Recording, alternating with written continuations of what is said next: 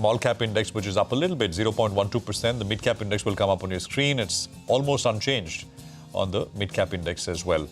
So markets have got a bit of a lift for 4 days in a row, and we'll see.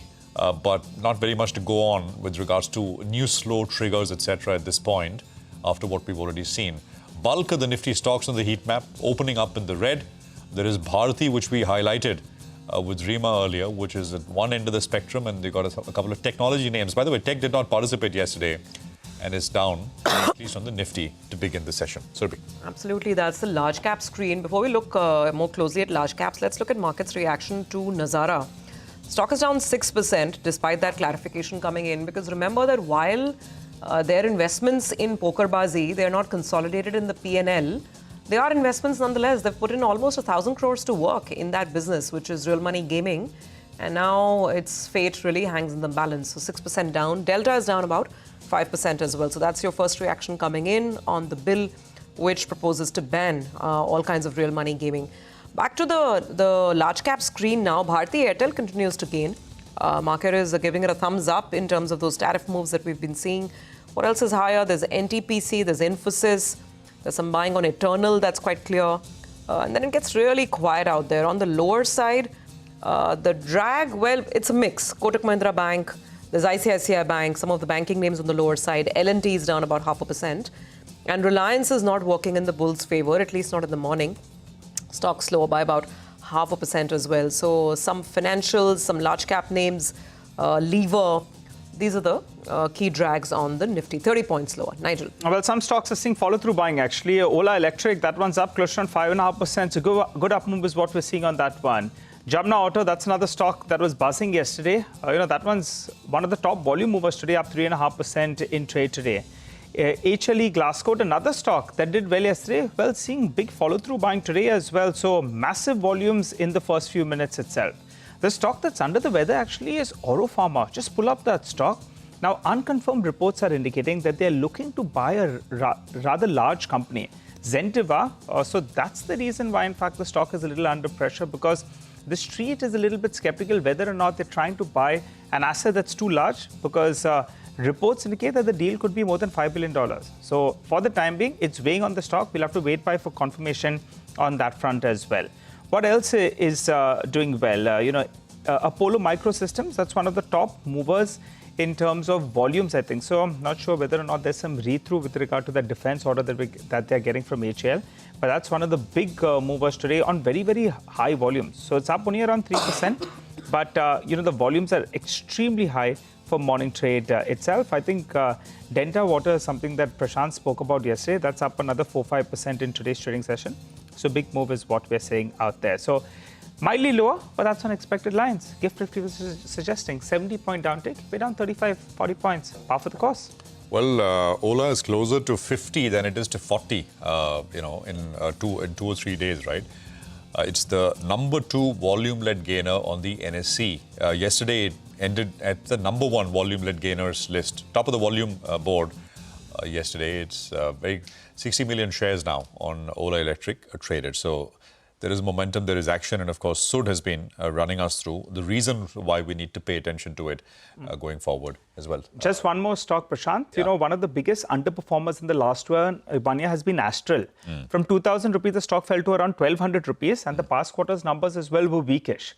The good news, though, the reason that the stock is up close to 2% is because they've reported on the exchange. Promoter entity, after seeing that good news with regard, for the sector itself, they've gone ahead and bought close to 2 lakh shares. So that one's continuing, its good form. It's up close to around 2%. But keep in mind, it's down sharply in the last 1 year or so. Promoters coming in there and chipping in. I think the street likes that. Absolutely. I think the rest we mentioned, Bharti, which is up strongly. HAL is up 2.5. Jamna Auto for the second day running. Dharmesh likes Jamna Auto. He was with us earlier. Denta. There is Godfrey Phillips, which is up 3.5%. It's a bit of a... Godfrey Phillips sold off on Monday. It's back 10,120 or so on Godfrey Phillips. There is HAL Glass, which is coming up again. Huge volumes yesterday, but as Hormuz was pointing out, delivery volumes are very, very low here. But it's moved up in 2 days from 430 odd bucks. It's moved up $100 in 2-3 trading sessions now. What else? GAIL is up about 1.75%.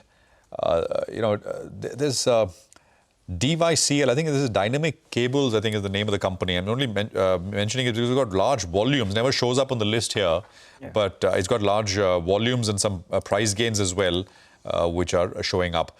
Nazara is, I think, pulled up a little bit. It's down only 4% now. So we'll see where it goes. Hyundai is down about 2.5%.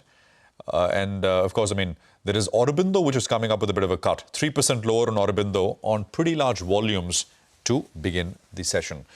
Lawrence Belanco of CLSA is now joining us on technicals, perhaps the most closely watched voice as far as market technicals are concerned. Lawrence, great to have you back on the program. Thanks for your time. Prashant this side. So run us through the setup, Lawrence. Where are we at? Because we've been in a bit of a no man's land. No momentum to push us higher in any meaningful way, but no collapse either. Yeah, it's been a bit of a holding pattern and a bit frustrating. But, the key point we'd make is 24,000 remains a key support area. It includes a 200-day moving average, but it also includes the upper boundary of the February-April basing pattern that we saw the Nifty create after the decline of the 24 HAs. So as long as we remain above that 24,000 area, we do think there is still another leg higher for the Nifty, which still targets the 26,300 area. So that's the critical line in the sand. And as long as we're above that, we think we can work our way back towards that 26,300 area. And any time frames on this? You're saying that as long as this does not go, eventually, but what is that eventually, Lawrence? Any time frames here? I mean, look, if we look at it into year end, we would expect to see a retest of the 2024 highs, if not new highs for the Nifty market into year end, right? So that would be the expectation. And then we've got sort of longer term targets, towards the end of the decade that still sees the market significantly higher from here. So that longer term profile hasn't changed. But if we just zoom into the shorter term side, 24,000 remains key. And as long as that's intact, we think by year end, we're back towards the 26,300 area. Okay, so retesting the old highs before this year goes out and perhaps higher levels on the longer term charts. Got that, Lawrence. Great to be speaking with you this morning. Thanks for joining in. So where is the momentum building, if there's any evidence of that at all? Is it financials? Is it industrial stocks? Is it consumer stocks? Where do you see the excitement? It's a bit of a cross consumer and industrials, right? It's been the surge in autos this week. So that's really been the place within the Indian market that you've seen a real significant pickup in momentum. You've seen a number of stocks break out of trading ranges that have developed since their February highs. We have had momentum indicators confirming that. So, with the pullback in global markets you've seen today, we think pullbacks within those names at least provides you a tactical entry point, because with the high momentum and the breakout of those multi-month ranges, we think there's further gains to be had in the auto space. So that's the immediate momentum within the market. Outside of that, you've got the internet platform names. You can look at the India internet ETF listed in the US. There has been a pickup in momentum there too. And we still like the banks, although the banks is more of a consolidation pattern right now. But those are three parts of the market that's essentially would use pullbacks to accumulate in. Hi, Lawrence. Good to see you in. Lawrence, from an India market perspective, there are other two variables that we track very closely. One is Brent crude prices, which have been very well behaved. They've come down. In fact, even when we had the geopolitical issue, it couldn't get past the $75 per barrel mark. So what's the trajectory on that one? And the dollar index as well, after dancing away to 110, that's pulled back to around 98. Where is that headed? Yeah, so I think two significant ones. I'm going to start with the dollar index because I think this is the most impactful, particularly for the emerging markets in general, and that's the dollar index. What we've seen from 2022 to 2025 is a series of lower highs that developed after September 2022 highs. And what we saw earlier this year is a break below the lows that we had made between those two highs, which sit at the 99 to 100 area. And it's quite interesting, 2 weeks ago on that US non-farm payroll number, the rebound that you had in the dollar index in July failed below the 99 to 100 area. So that basically reinforces the breakdown from the 2022 to 2025 topping pattern. And we think that marks the end of the dollar rise that we've had from 2010. So we think a significant peak is developing in the dollar index, and that key level to remain below to reinforce that idea is this 99 to 100 area. The first downside target that we have for that breakdown is at 89 to 90. So that's the broader dollar trend that we think you sell the rallies in the dollar. If we look at oil, again, the peak in oil happened in 2022, and we have had a number of geopolitical events over the past 3 years, but every rebound has made a lower high in Brent oil, including the Israel-Iran tensions, which made another lower high, and basically 70 to 71 is now the top for Brent, and we've got support at $60. So we're looking for a lower trading range between $60 and $70, basically. Got that. On the back of what you said with regards to the dollar index, that you said it should head to 89 levels. What does it mean for dollar-priced commodities and the metals index here in India, Lawrence? Yeah, I mean, historically, we've seen a weaker dollar being positive for metals, but there is a chart if we step back and we look at the longer-term cycles that we look at, the dollar weakness that you had from the 1985 peak into the late 90s low did see a commodity bull market, but it was much milder than the bull markets of the 70s and 80s, and it was milder than the bull market that you had from 2000 to 2008. So we do think it's supportive for commodities, but we're not quite certain on what degree of bullishness we can take from that. If I look at individual commodities, the precious metals remain the most constructive. Gold's currently in this trading range since April, but we've got a setup to break out and give us an upside target of 4,100. Silver, we're still looking at $42, and then the PGMs, platinum, palladium, they're big bases in place. And as I've highlighted on oil, that remains capped on the upside. So it does look like a bit more of a selective and subdued commodity bull market rather than what we saw between 2000 and 2008. Lawrence, gold heads to 4,100, silver to what? $42 is the initial target, but ultimately back to $50. Okay, and by when? What is the time frame of these targets? I think that the setup in gold to 4,100 is something we would look at into year end and the start of 2026, and that would be equivalent to $42 on silver. So gold, silver heading higher, Indian market perhaps heading higher. Just to round up some of the sectors which are showing momentum, Lawrence, you said that autos, consumer, internet stocks, they're all looking good. Is there anything where you should perhaps not be, which is languishing or which is going to be sort of, absolutely stagnant? I mean, would IT, for instance, and even on Indian financials, you said you're expecting consolidation at best. Yes, I think financials longer term is, we still think, a key driver to the upside in the longer term trends for the India markets. Currently, we are in a bit of a holding pattern, but definitely would still want to be positioned there on the longer term trend. But the two sectors, and the one sector in particular that looks quite vulnerable, remains the IT space. We have seen a rebound late last year. We made a lower high relative to the early 2024 high. So it does look like we're getting a major top developing in the IT sector. And then if you look at relative to Nifty, we've already broken below the April 2024 relative lows. So we're essentially making 3.5-year new relative lows of the IT sector relative to the markets. So that's a space that we think continues to disappoint and not eager to sort of jump in front to try and bottom fish in that space and looking for a further deterioration. The other place that I think you can remain underweight is through the fast-moving consumer goods, so the FMCG space. Again, that's a relative argument. Absolute price action is very much range-bound, but it continues to leak away relative to Nifty itself. Yeah. Lawrence, in terms of, these are sectoral kind of views, but there are always single stocks, right, which are looking constructive across the board. You'd like to share a few with us, Lawrence? Positionally, what is looking strong? Yeah, I mean, I'd love to, but we can stick to the sectors just from a compliance perspective. So, definitely, if you look at the autos, there's a number of large cap autos breaking out there. So that would be my number one focus in the near term as far as momentum goes. Then look at the consumer internet side. That's another space where we've seen sort of a good pickup in momentum. Again, two large cap stocks there really sort of stand out for us. And then selectively across the banks.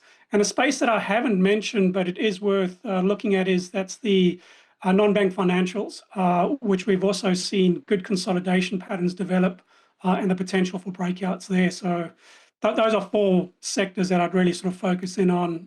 And you don't have to go too far down the market cap spectrum to see the breakouts in some of those charts.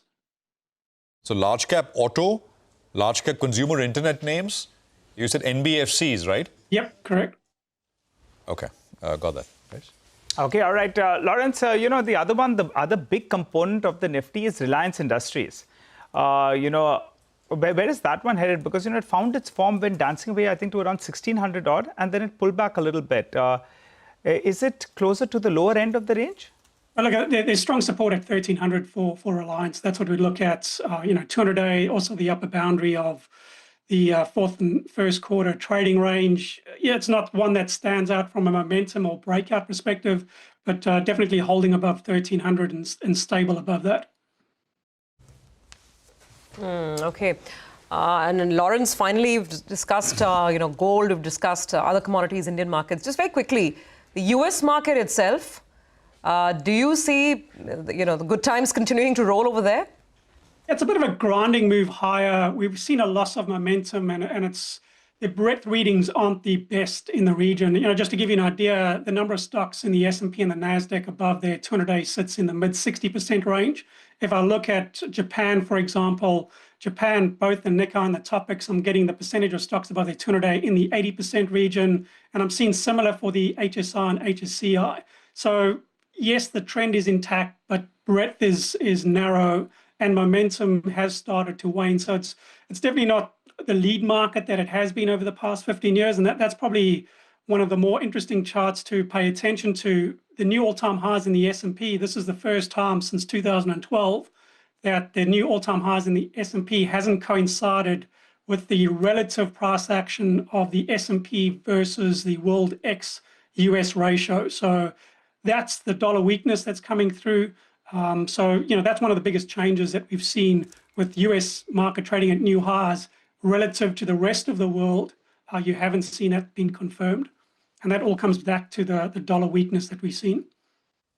Yeah, no, got that. Lawrence, there is some concern emerging, and this is at the margin, that maybe the large cap tech stocks are starting to see a fade in momentum, a pullback in momentum. Do you see that?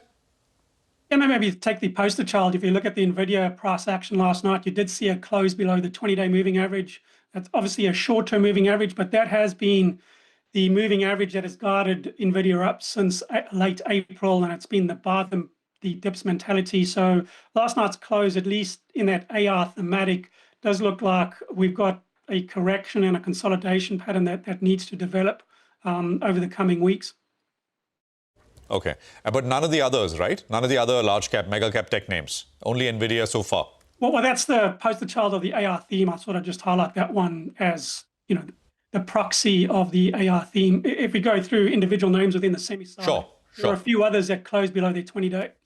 The takeaway message here is that consistent uptrend of buying the dips in the AR theme in the US changed last night, and you would expect to see a bit of a deeper setback and consolidation. Oh, that's essentially what I was getting to. Looks like maybe a little bit of pullback is setting in. We will have to wait and watch, because that is the number one theme, the leader globally, which has been driving markets and driving, individual sectors. So in so many other countries as well. But the US mega cap tech is the one, the leader, the poster child, as Lawrence put it. Lawrence, it's a pleasure. Thank you very much for joining us. Great speaking with you, and look forward to our next one. Well, let's talk about a few stocks here. HAL is something we want to sort of revisit with Ria, who's got details. Ria, take it away. Well, yes, as per sources, the purchase of the 97 LCA Mark 1A aircrafts has been cleared today, and the order value for this is about rupees 62,000 crores, so a big order for HAL. In terms of the deliveries are expected to take place from the second year of the contract, and around 20 jets are to be delivered each year. Remember, this order is in addition to the current order of the 83 LCA aircrafts that the company is currently executing, and a big order for the company. The stock is higher by around 2% today. Okay, all right. Thanks a lot for that, Ria. Well, let's hop across to Rima. She's here to tell us about Bharti Airtel that's put on some more weight today. Rima. Thanks so much for that. So Bharti Airtel follows Reliance Jio and withdraws the 1 GB data per day plan, which which is priced at 249 rupees. So basically, you know, what telecom companies are doing is, without making big bang headline grabbing announcements on tariff increase, they're slowly trying to nudge the customers towards higher ARPU plans, higher data usage. Data has now become a necessity. It's a non-discretionary spend. So there is very little chance of consumers down trading. You know, a couple of years back, every time there was an increase in the base level price and entry level price, there was always that fear that some of the customers would opt to go to a lower priced band. They would say, we're okay with less data. But now, you know, the environment we're in, you know, that is no longer such an option. So telcos know that there is a lower risk of churn or move or to downtrade, you know, the word that we use in the telecom parlance. So therefore, you know, telecom companies, it was first Jio, which, you know, withdrew the 1 GB plan per day, priced at 249 from online channels. Now you've got Bharti Airtel, and the expectation is that Vodafone Idea will also follow suit.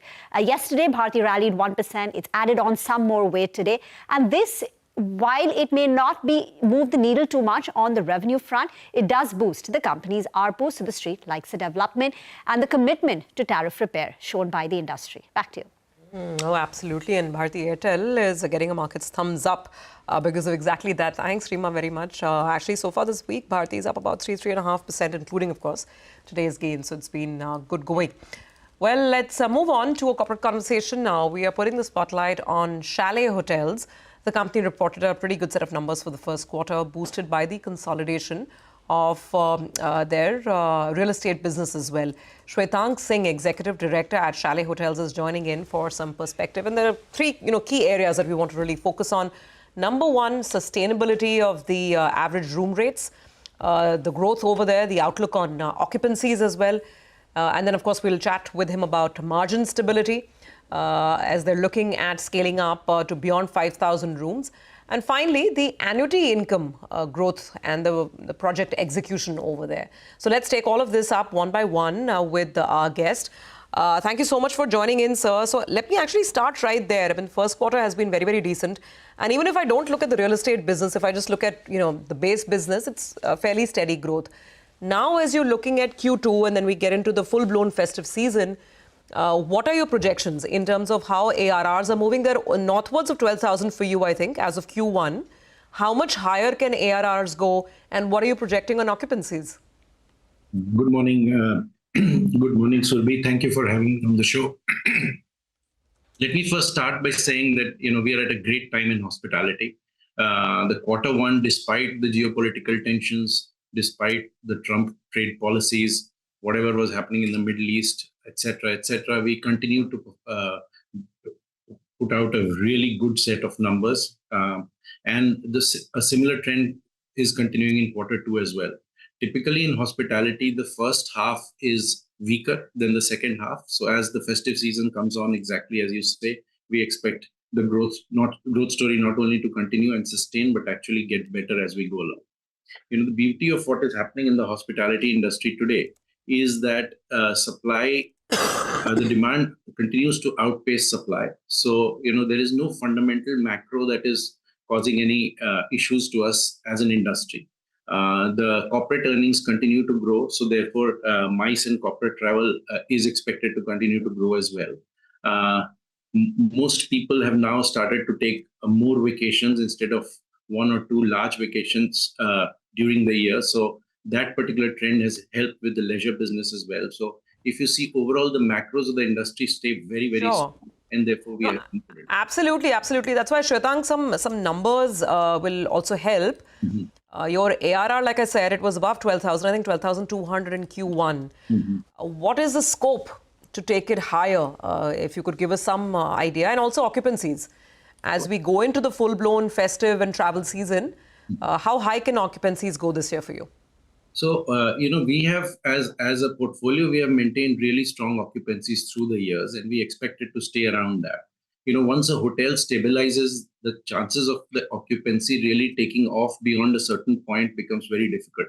So what we will continue to do is hold steady on the occupancy with margin, with occupancies going up in hotels that are not stable, particularly in the leisure portfolio. As far as the ADRs are concerned, as I said, the second half is expected to be very strong. So we do expect the growth story to continue. It will be difficult to give you exact numbers, but we expect a minimum of 10% plus like-for-like growth on the existing portfolio, with the inorganic growth helping us to go into the high teens for the rest of the year. All right. Hi, Mr. Singh. Good morning. Good to see you, Ben. So you're saying the occupancy holds steady and ARRs, they perk up from here on because the second half of the year is likely to be far stronger, right? Are we getting that clear? Yes, that's good. All right. Now, margins have been a pleasant surprise. They've improved to close to around 40%. Yeah. That's encouraging. Now, as you scale towards 5,000 rooms, do you think that you could hold on to these margins? So, the margins have to be seen in two lights. First thing is that we have a brilliant asset management team in place, which has institutionally been managing this space for a long time, and we are very careful about our costs. We optimize costs to the last penny. So that's very important, and that has helped us to keep our margins where they are. To expect that the margins will continue to grow would not be right, because there are parts of the portfolio that are currently being added which are in the leisure space, and leisure space typically tends to come with slightly lesser margins. But our challenge would be to continue to hold the margins and steadily grow, and that we are able to do by carefully managing each of our cost lines and optimizing them to the last penny, as I said. All right, you're being quite candid on that front then. So as we move up, what would be the steady state margins you're looking at? So right now we expect to be above the mid 40s for sure. And as you know, as a portfolio, we have been a leading portfolio in the as far as margins are concerned when you compare it to the rest of the industry, and we continue to want to stay there. All right, let's focus on debt then. You're expanding capacity. The industry itself has tailwinds. Personally, I've visited, I think, one of the units that you all manage at Powai, and it's chock-a-block. So given that you're going to be increasing capacity because you believe the industry has a tailwind, the debt number is still at around 2,000 crores. Yes. Are you comfortable with this number? Is there a repayment option, or do you see it moving up a little bit from here? No, so we are very comfortable with this number. The business itself is throwing out cash, which is good enough to manage our expansion. But having said that, we expect the debt to peak around the 2,500 crore mark, which is well within the 3 to 3.5x of 1 year forward EBITDA that stays our North Star when it comes to debt levels. So we are very confident that that's there. What's also interesting in our portfolio is we have a commercial real estate piece, which actually throws cash out at nearly 100% EBITDA margins. And that itself today stands at about 300 crores in total. So, we have a very comfortable position on our balance sheet, and we can continue to fund our growth with very little increase in the debt side. Okay, all right. A quick word on the annuity income. What should it look like, in the time to come? So as we speak, we are in our annuity space, we have about 76% occupancy overall for our portfolio, which is at about 2.4 million. We have another 0.9 million under construction at Powai, the case that you mentioned. But having said that, at 76%, our exit was about 25 crores per month, so about 300 crores per year. When it stabilizes by the end of this year at around 90 to 95%, we expect it to be close to 400 crores. So that'll be annual? That will be the annual number, yes. And since it comes at 100% EBITDA, you can expect a 400 crore number. 400 crores in terms of the annuity side. Okay, Shwetang, just an update on a lot of your marquee properties that are coming up. There is Western in Hyderabad, and obviously there's a property that we all know very well, which was earlier known as Dukes in Khandala. So when do all of them start contributing? It's interesting, Mumbaikars get very excited about Dukes. Obviously, it has a great history. So we are already operational with 117 rooms in Dukes, with most of the facilities online, including a great conference space. And I would urge you all and your viewers to come and sort of experience it for themselves. The balance 30-odd rooms, which will take the total inventory to 147, is expected to come by October, November by this year. So that's the expectation on the Dukes side. And are there, what about Goa and Trivandrum? Apparently, there were some delays there for those properties. Can you just bring us up to speed on it? Yeah, absolutely. Look, Goa, we have announced two acquisitions in Goa, one in the north and one in the south. The one in the south is slightly ahead on the curve, and this is Goa, so it's always a bit hard to sort of get the planning permission in Goa. But we are well on track now, and we expect to start by January of this year and open up the south of Goa by FY of 28. I would be a bit more circumspect in talking about the timelines for North Goa because there are a few hoops that we still need to go through. And we expect a 36-month construction period for it. So we will come back to you with an exact date once we have it firmly under control. All right, Mr. Singh, and you could gauge who's the more adventurous traveler among us. I was happy with Pawai. Surabhi took us all around Kandala, Goa, Trivandrum. So good times for you all, it seems. We'll track you to all these numbers. Thanks a lot for joining in. Thank you so much for having me on the show. Thank you. Well, on that note, though, we'll slip into a short break. On the other side, we have the management of Nazara Tech, who's waiting by as the online gaming bill 2025 gets the cabinet approval. Stay tuned for that conversation.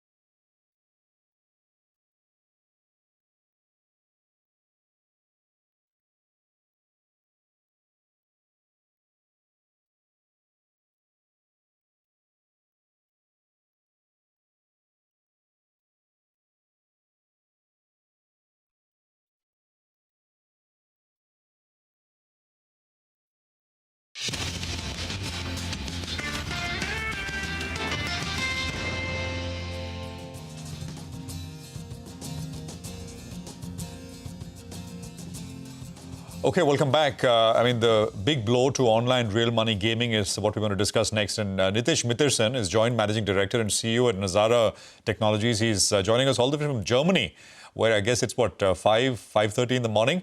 But thanks for staying up, Nitish, and good to have you with us here. You know, for our viewers, I just want to sort of, to sharpen the focus, put out 3 points what we're going to talk to you about, right? The government likely to ban online gaming involving real money. What will be the impact in the business at Nazara? Is pokerbazi investment under the risk of being written off? Number 3, will the company shift focus to other segments? How will you mitigate this impact and to what degree? Welcome to the program once again, Nitish. Let me just start by asking you, you know, we got that clarification which you put out in the morning. So in Q1, the contribution of real money online gaming was, you said, close to zero, actually next to nothing. But there is this 800 plus crore investment in pokerbazi, which is impacted. So I just want you to address that straight up, Nitish. Is that, I mean, the way the bill is looking, it'll be tabled in the parliament, we'll get the details. But from what is being reported so far, from what we've reported, if that is the shape and form of things to be passed, is that underwater now? I mean, will you have to write that off? Go on. Sure. So to start with, on our revenues and profitability, in Q1, which we reported recently, you know, we had seen 100% revenue growth, close to 90% EBITDA growth, and over 100% PAT growth. It's important to understand that from a Nazara perspective, there was no contribution, absolutely no contribution of real money gaming revenues in this financial performance. What that really means is that even going forward, since we are not having any contribution by real money gaming in our financial numbers that we report, there is no disturbance or issues with what we will report going forward. And the company continues to grow strongly, profitably. Now, we do have an investment in Moonshine Technologies, which runs pokerbazi. We own 46% in the company. And it's speculative now because we don't know what is the content of the bill. But if there is a move, as media has reported, to ban online money, real money gaming, then of course that particular investment could potentially be at risk. That business was growing at a very fast clip, right, Nitish? It's a very strong business. They are the market leaders in this space with over 70% market share. But of course, if there's a significant change in regulations, we'll have to see how that business can adapt to this new change. So you will have to, what will be the quantum of the, you'll have to write off, what will be the quantum, Nitish? I think it's very, I'll share the quantum, but I think it's very early days. Look, the core platform of that business is extremely strong, and therefore there could be opportunities to take it into other markets, etc. But like I said, it's early days, and over the next few days, depending on actually what's in the content of the bill, we will figure it out.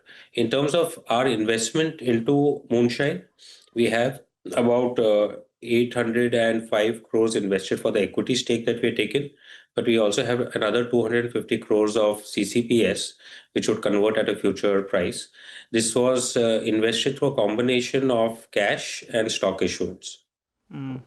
Hi, Nitish. Good to have you in. So that 800 crores we've taken on board, and as you're saying, the company is an associate company. So as of now, it's not contributing to the revenues. Yeah. But will you go ahead and convert these shares, the 250 crores that you're talking about, because of this uncertainty? Will you have to rethink the plan? Yeah, I think the conversion of the shares were long dated, so they are not due at this point of time. When are they due? I think it's 2 years or 3 years out. So we will take a call a bit later on it. It's too early right now. Like I said, we're responding to media reports at this point of time. We don't know what's the content of the bill. I think the important clarification I wanted to do for your audience is that the revenue and profitability of Nazara would not get impacted. Right. It's an associate company, so it would not be getting grouped at that level. It'll be below the operating line. Got that. If you could also tell us, do you think, as per what you have heard, is there a risk to this entire investment? I'll tell you why. Because, various analysts, they are attributed as a percentage of your total SOTP, that this business's investment could be close to 30%. So what is your take on that? Is there a risk to this investment? Like I said, it's very early, but obviously from what we're reading in the media reports, there could be a potential risk. I think in terms of SOTP, we don't look at our metrics in that fashion. We're very focused on growing our business. Nazara has been designed in a manner to be very resilient to any such disruptions by being a very well-diversified business spread over the globe. We have over 80% of revenues that come from international markets today through core gaming IP, which has been our focus. And I believe that over the last 25 years, many times we've taken such disruptions and moved ahead and got stronger. So I'm very confident that we run a very stable ship, and we will not be affected by this. Earlier we had talked about this, right? You had planned to grow the real money business as well. Now with the change of events, you'll have to realign yourself. So what do you think are the drivers that you can take on board such that you achieve those growth targets? Because otherwise, growth hits a bit of a hurdle. Yeah. If you see our recent acquisitions that we've done in the last year or so have all been focused on the core gaming IP business, which is a very profitable, very cash flow generative business. We generate through games that are popular all over the world. And that's already something we've been very focused on. In recent commentary, also, we've said we're doubling down our focus on core gaming IP. I'm actually here in Germany attending Gamescom, doing 20 meetings a day, meeting a lot of exciting developers who could be potential investment targets for us. So I think we already have, a very strong pathway for growth. We're already delivering it. As you saw this quarter, we delivered 100% year-on-year growth. And I don't think our strategy changes at all at this point of time. And you've been very, very, very acquisitive, Nitish. Nazara has been. So expect a few more deals in the coming days, weeks? I think we're very happy with the core gaming studios that we have been buying. Our recent acquisitions, whether it's Fusebox games that we did earlier in the year or last year, I think, and Curve games recently have been performing extremely well. So we are kind of, emboldened to do more aggressively go down this path. And what would be the size? These would be smaller ones, like you've done in the past? We'd like to do slightly larger opportunities, look at larger opportunities if we can. But, we're a very patient company. We are never acting out of FOMO. What kind of size are we talking about, Nitish? Larger ones? I mean, we may go up to 500, 700 crore type of transactions. But our sweet spot right now is in that 200-300 crore zone. And how is your balance sheet looking? I think you had 1,000 crores of cash, right? Yeah, we have about collectively, as of June end, about 800 to 850 crores of cash. The company is nearly debt-free. So our balance sheet remains extremely strong. Okay, all right, Nitesh, we appreciate you joining in. So we'll have to see how things, move forward from here on. But as you're saying, as of now, this investment makes it an associate company. There's no contribution of revenues. You have a high amount of exposure to the international market, and you look at various inorganic growth that you're currently scouting for. We look forward to having a chat with you again once we get through with the finer print of this particular, regulation that will come into play. Well, as we were having that chat actually with Nazara, the markets have recovered. We were 50 points down. Now we have moved into the green. So good pullback is what you've seen. At least the initial dip has got bought into. The Nifty Bank is the underperformer yet again. It's down close to around 250 points. That 20 DMA is again becoming a bit of a resistance. Soni Patnaik, Assistant VP Derivative Research at JM Financial Services, joins us on the show. Hi, Soni. Good morning. Good to see you in. What's your take on the Nifty? We go higher from here on. We have had a good relief rally. Is it a relief or are we heading higher? Hi, good morning, Nigel. Thank you for having me on your show. I think certainly, yes, it's a relief rally, but then again, it is also optimistic to look forward for higher levels. The next resistance for Nifty actually stands towards 25,250 to 25,300 levels. I think that's the crucial resistance to watch out for. We can see that aggressive put writers have positioned themselves towards 24,800 to 24,700 range. Any dip towards those support levels stands as a good buy. So one can accumulate a buy for a short-term trading perspective and look for the targets towards 25,250. So one can book profits maybe there and then wait to see how the markets react. Similarly, for Bank Nifty, also we feel that the next resistance for Bank Nifty is towards 56,500 odd levels. It's also holding strong support towards 55,000, on closing basis. So I think one can accumulate Bank Nifty as well for higher targets towards 56,500 plus levels. Okay, got it. What about individual stocks? Right. So, Nigel, we've got two official recommendations and both are on the buy side today. One is from the banking space and it's in Union Bank. So one can accumulate a buy in Union Bank in the range of 136 to 137, keeping a stop loss of 131 and a positional target towards 144 to 150 levels can be seen.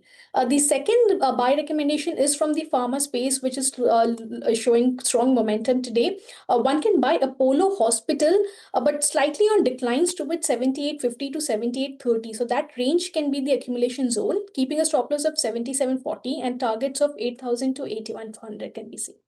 All right, Soni, I want to ask you about your view on PG Electro Plus, but just one quick update for our viewers. PG Electro Plus in today's trading session, it's buzzing around.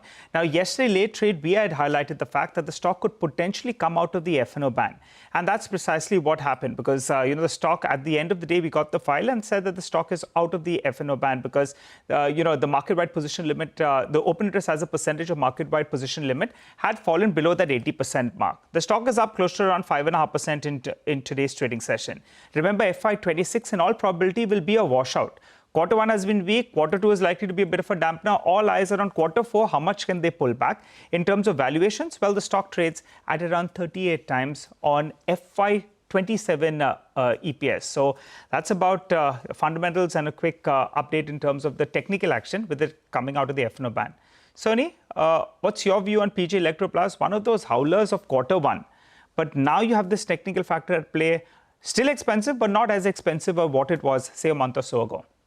So I think we've seen very strong correction from higher levels of 750 odd levels and, the lows that were recently marked towards the 470 odd levels.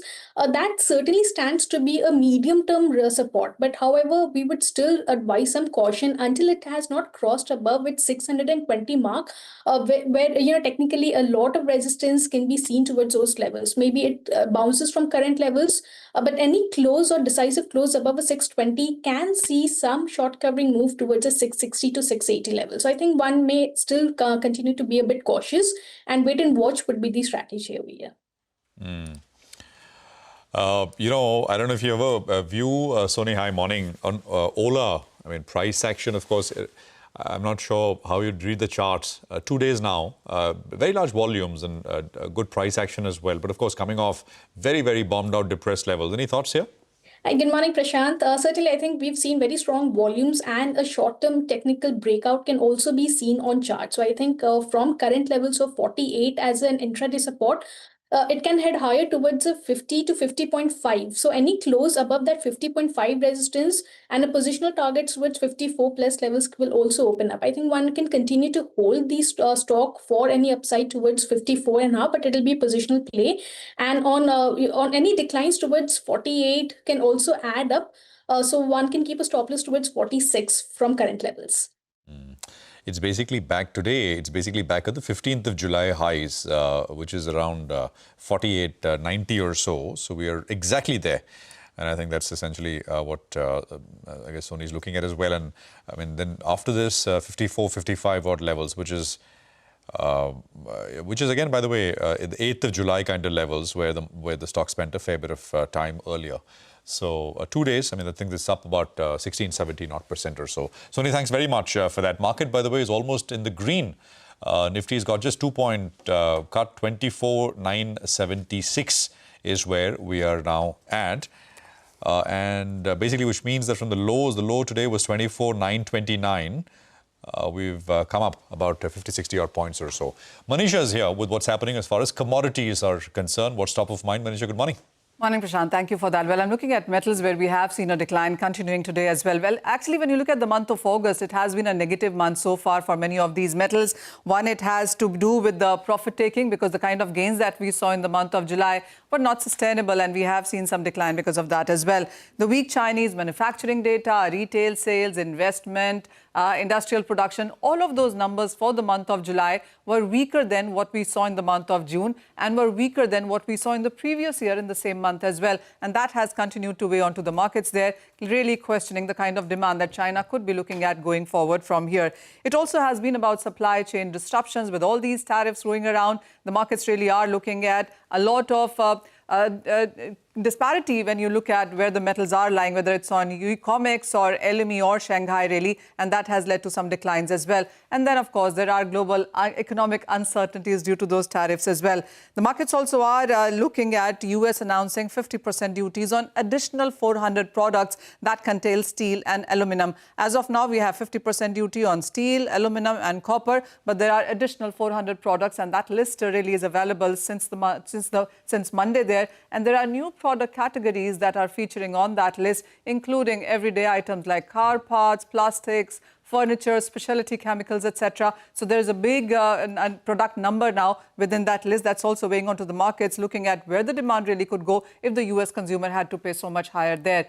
This is what we've done in sense of overnight markets for many of these metals. A decline, as you can see, 0.5% down for gold, 1.5% down for silver and iron ore. And the aluminum prices also with that decline are trading at a 1-month lows right now. And as I was telling you, the month of August actually has been negative till time for many of these metals. We've seen gold and silver prices decline 2.5%, more than 4% of a cut coming in for silver. And that's exactly what we have seen for many of these metals, which made those multi-year all-time highs in the month of July have declined quite sharply as well. Platinum down 12% for the month of August, 21% decline in copper, where we did see all-time highs. But after that, refined copper was let out or excluded from that 50% tariff list. We've seen huge profit taking coming in for this one as well. And then it's 5% a piece decline coming in for steel, iron ore as well. And the markets have continued to see a decline for aluminum, zinc and nickel as well. 3 to 3.5% of a cut for this month for all these metals. And so as you can see, there is no metal trading in the positive in the previous month there. What the street is now watching out for is the statement coming in from the Jackson Hole Symposium. This is the last one for Jerome Powell, and those statements will be very, very closely watched. All right, Manisha, thank you very much for that. Absolutely. I think that's going to be something closely watched. Thursday is when that Jackson Hole Summit starts. And we will keep track of it. HAL is up about 2% or so on the back of that order win. It's the bottom of the screen. I think volumes are picking up a little bit as well. Markets, as have been pointing out, have recovered from the lows of the day. We take a quick commercial break here. We're going to come back and focus on Swiggy, Eternal and Ola with our team. Stocks are higher. Look at the volumes in Ola. 240 million shares, 244 million shares nearly coming through there. Stay with us.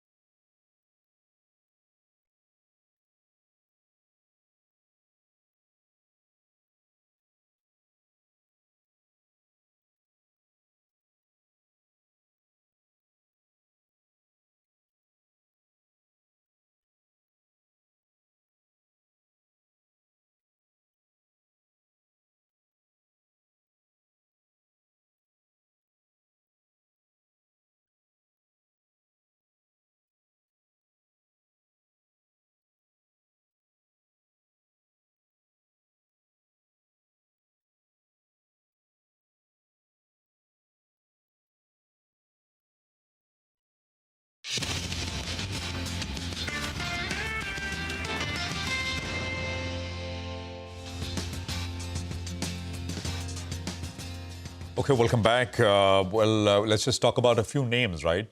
Food delivery majors, Swiggy and Zomato, Eternal in focus.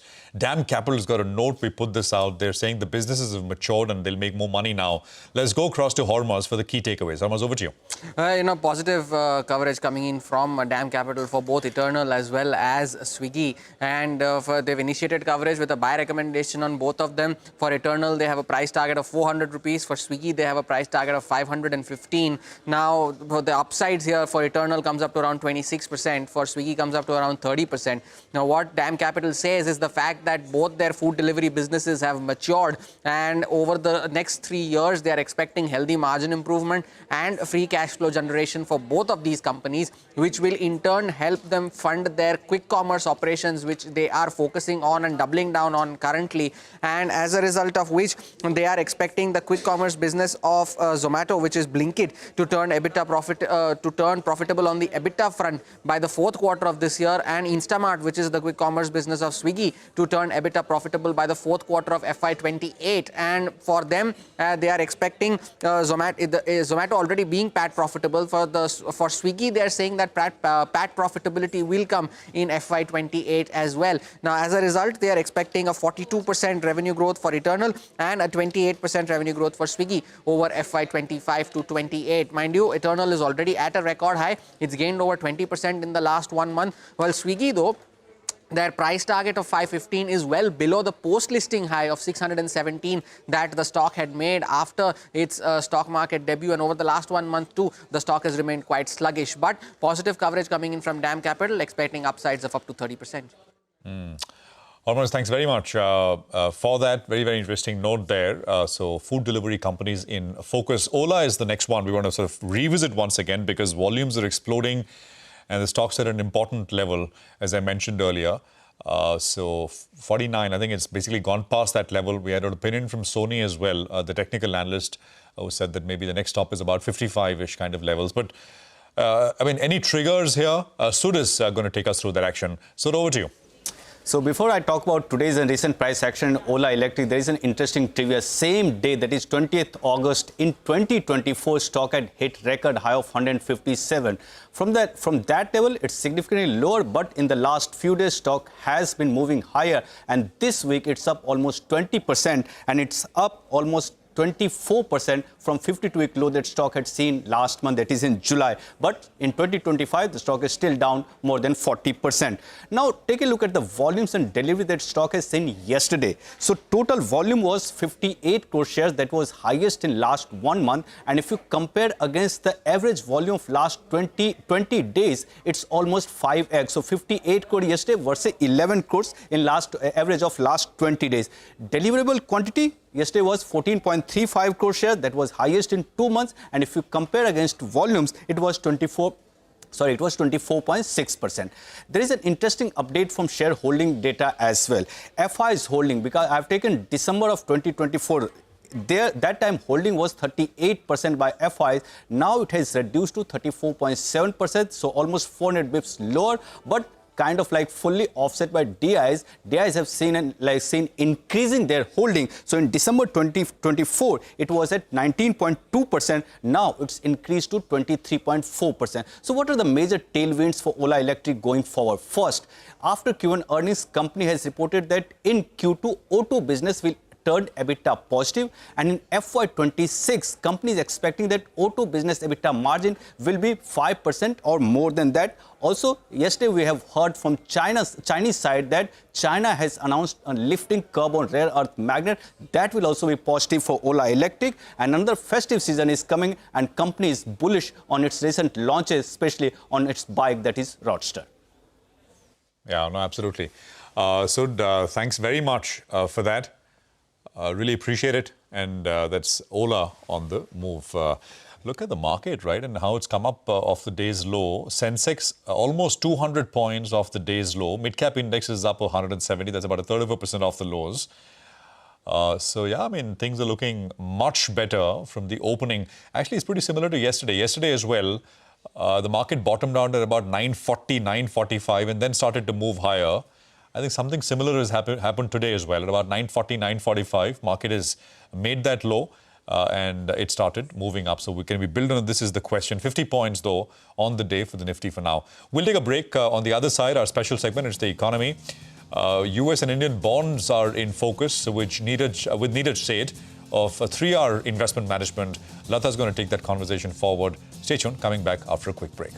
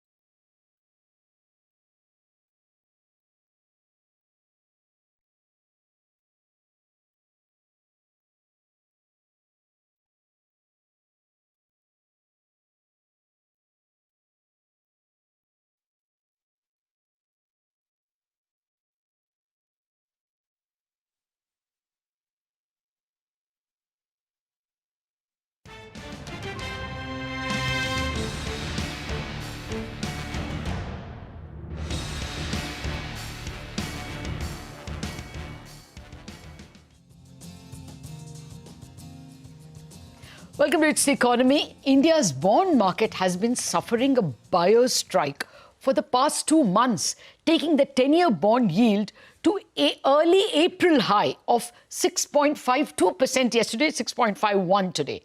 After the April policy, the Reserve Bank has cut repo rates by 50 basis in June, and S&P Global has upgraded India's sovereign rating to one notch above investment grade for the first time. Yet, after just a half-hour rally last Thursday following the rating upgrade, bond prices crashed once again this week. FPIs are still refusing to buy. Separately, let's look at other markets. Jerome Powell is slated to speak at Jackson Hole on Friday and is also expected to cut rates at the FOMC meeting on September 17th. To understand US and Indian bond markets, I have with me someone who specializes in global fixed income markets, founder and chief investment officer at 3R Investment Management, Neeraj Seth. Neeraj, thank you very much for dropping in here on such a wet day, coming all the way from Singapore. Thank you for dropping in. Thank you. Well, for starters, how do you explain this Indian markets, fall in bond prices after a rating upgrade, after a double cut in June and a CRR cut? Is the fiscal fear so high? So I don't think it's a fiscal fear right now. It's a combination of obviously the technical backdrop driven by the domestic demand, which obviously is not as strong with all variety of reasons, and the slowdown in the FPI buying right now. I do think the FPI buying will resume. Now, obviously the question is what will drive that? It'll be a combination of the path of monetary policy, where I do expect the RBI to continue on the path of monetary easing, especially given the geopolitical backdrop and all the pressures we are seeing, and the stabilization of INR, which is also seeing a little bit of a noise around it driven by the geopolitics and the additional tariff hike from the US. So I do think you are in, I can't call it a dry summer, it's not, it's pretty wet outside, but the reality is I do think you will see the FPI resuming the buying once you have stable currency and the path of monetary policy seeming to be more towards easing. Okay. The Indian understanding was that FPIs will be favorably tuned to India, especially after the rating upgrade. What's keeping the FPI away? The numbers will come up for you. I think we are having a fairly negative number for FY26. FY25, it was a huge FPI buying because of the bond inclusion. But now it's a negative 1.1 billion as of August 19, that is FY year, April 1st to yesterday. What's scaring them? Are they worried that because of the GST cuts and possible slowdown, tax revenue slowdown, there will be a fiscal bother? What's worrying them? I think the main thing is the geopolitical uncertainty and to some extent how that impacts the currency markets.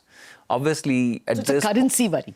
I think if you look at INR relative to what has happened to the dollar, which is weaker by almost 10% this year against the major currencies, INR is weaker against the dollar by about 1.5%. So it has underperformed not just the developed market peers, but also the emerging market peers. If you think in terms of the currency, and then when you take an FPI view of the world, rating matters, but is not the primary driver of FPI's view in terms of taking the position. It's going to be, as I said, monetary policy and some stabilization in currency, which I do think you will see in the coming months and quarters. So you expect FPI bond buying to resume? I do think it will resume. Again, the other challenge, as you can see, is more coming out of the US from a fiscal financing, the inflationary impulse, is the steepening of the curve. And that steepening of the curve obviously is influencing how investors look at the global bond markets, not just the US. Oh, so you mean it's a global bond aversion possibly? You're seeing a little bit of that aversion. You're seeing some pressure because of the correlations. You're seeing obviously some losses. If you were sitting on the long end of the US curve, you're sitting on losses right now. Fair enough. In any case, let's turn to the US situation and then come back to the Indian currency as well. How do you see, do you expect a rate cut? What is the trajectory? And what about the 10-year bond yield itself in the US, even if there is a rate cut? So I do expect a rate cut. I think as we go through the NFP on 5th of September and the CPI report on the 11th of September, I do think the discussion might move more towards 25 versus 50 rather than 0 or 25. I do think there's room for the Fed to cut rates. Can they go very far? I'm not sure about that, but right now there is room. But there's also an additional element, as you can imagine, as we go into the last quarter of the year, the discussion will start around the Fed transition, the next Fed chair. And the more we go towards that, the impulse from a Fed standpoint to make major changes in the policy come down.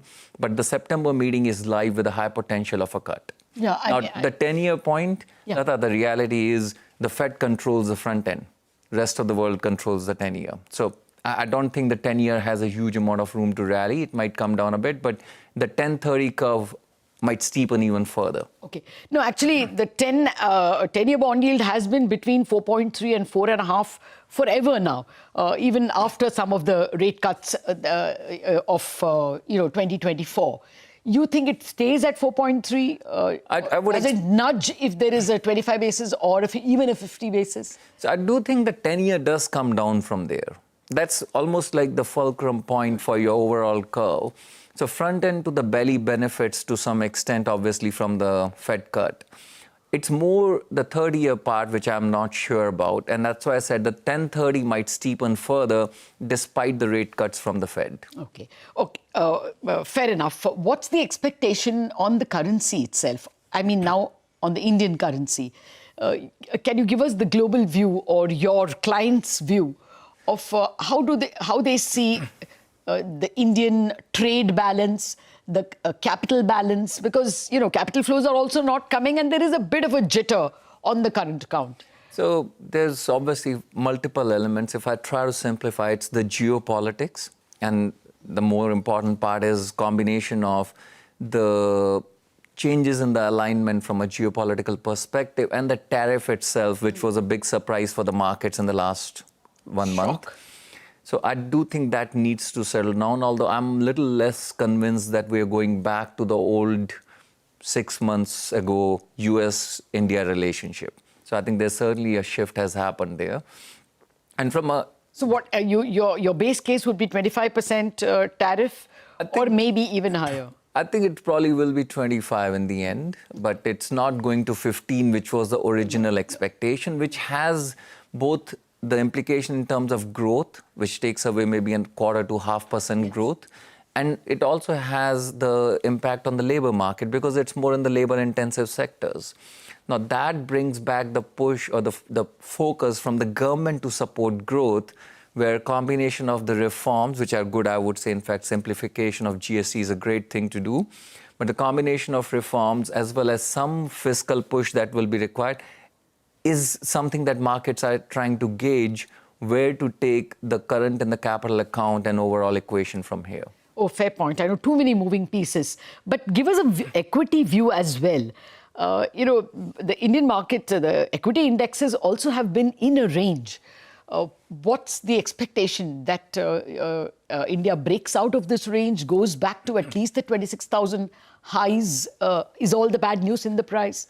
I do believe in the medium to long term, the India story remains intact. It might shift a little bit in terms of which sectors benefit more. Now, one more aspect I would add, which we didn't touch on, in addition to the geopolitics, there's a huge shift happening in the labor productivity aspect from AI. Now, how does that play out for one of the big sectors in India, which is the IT services? I'm not sure that it's all positive for the IT services. So I think it's going to be more sector-specific. Broad index, I do think in the medium to long term, you will break out of that 26,000 that we saw in September last year. So the outlook remains positive. But as I said, investors are trying to get their head around how to realign between the new geopolitics, new fiscal equation, and to some extent how AI plays out. Okay, and what sectors, clearly IT will not be your favorite from what you have said. Any other sectors that stand out? So I continue to like the consumer staples, consumer discretionary, financials, infrastructure, defense. So there are a number of sectors which are more domestically orientated in terms of their future outlook and hence will benefit from the combination of the consumer and the government support that you can imagine in the coming years. Okay, a final question. What's your take on how the Reserve Bank, is there elbow room for more rate cuts? This GST rate cuts, tax cuts, would mean that some prices, apparently about 10 to 11% of the CPI basket is taxed and it will come down. So there could be that impact in the second half. Plus, just before we came in, our commodities editor, Manisha Gupta, was pointing out that practically all metals are now trading lower in the Asian markets as well. So is there a further disinflation and therefore further scope for rate cuts? So I remain in the camp that RBI has more room over the next couple of years to cut rates than the market pricing or the market expectation. If I have to take a view, you probably can see another 75 to even 100 basis points of rate cuts in 2 years. But that obviously is predicated on the fact around the disinflation you touched on. And one aspect which is always has been very sensitive from an inflationary perspective is the oil price. Right? Oil price has been very well behaved in low to mid 60s. If that changes because of supply demand and some of the geopolitics, that reduces the room for RBI. But currently, can they cut rates another 75 basis point? I do think so. Okay. Oh, the softest I've heard is 50 basis, taking the repo rate to 5, but 4.75 is a new hope. Well, out of time, Neeraj, thank you very much for dropping in and giving us your perspective on both global and Indian fixed income markets. We have to wrap up on Bazaar on that note. Chartbusters coming up after the break.